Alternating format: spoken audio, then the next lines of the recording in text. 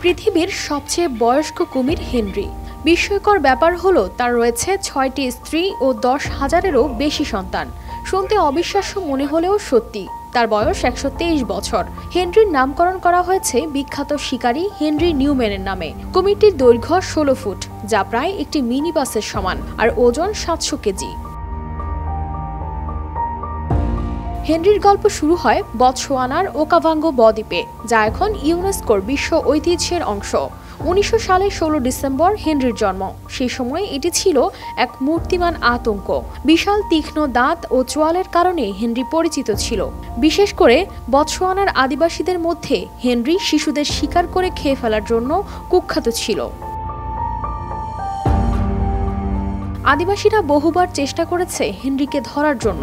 তারা বিখ্যাত শিকারী হেনরি নিউম্যানের কাছে সাহায্যের জন্য গিয়েছিলেন, কিন্তু হেনরি নিউম্যান তাকে হত্যা করেননি, বরং তিনি তাকে জীবিত ধরে নিয়ে যান এবং খাঁচায় বন্দী করে রাখেন। এই ঘটনা ঘটে 19 শতকের গোড়ার দিকে। সেই থেকে 3 দশক ধরে হেনরি দক্ষিণ আফ্রিকার স্কটবার্গের ক্রোক ওয়ার্ল্ড কনজারভেশন সেন্টারে অবস্থান করছে। তার বিশাল আকৃতি ও বয়সের কারণে হেনরি এখানে পর্যটকদের আকর্ষণের কেন্দ্রে পরিণত হয়েছে।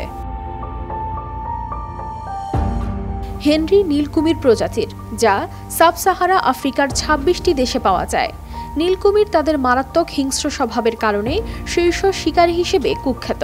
প্রতি বছর সাব সাহারা অঞ্চলে শত শত মানুষের মৃত্যুর জন্য এদের দায়ী করা হয়। এই অবাক করা কুমিরের জীবনযাত্রা শুধু এখানেই থেমে নেই। হেনরিকে বিশ্বাস করা হয় বিশ্বের সবচেয়ে বয়স্ক জীবিত কুমির হিসেবে।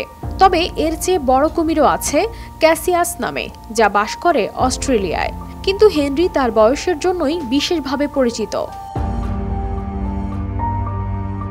6 স্ত্রী ও 10,000 সন্তান আর এক অনন্ত জীবনের রহস্য নিয়ে আজও বেঁচে আছে হেনরি। প্রকৃতির রহস্যময় জগতে এমন গল্প হয়তো আরও অনেক আছে, যা এখনো উন্মোচন হয়নি।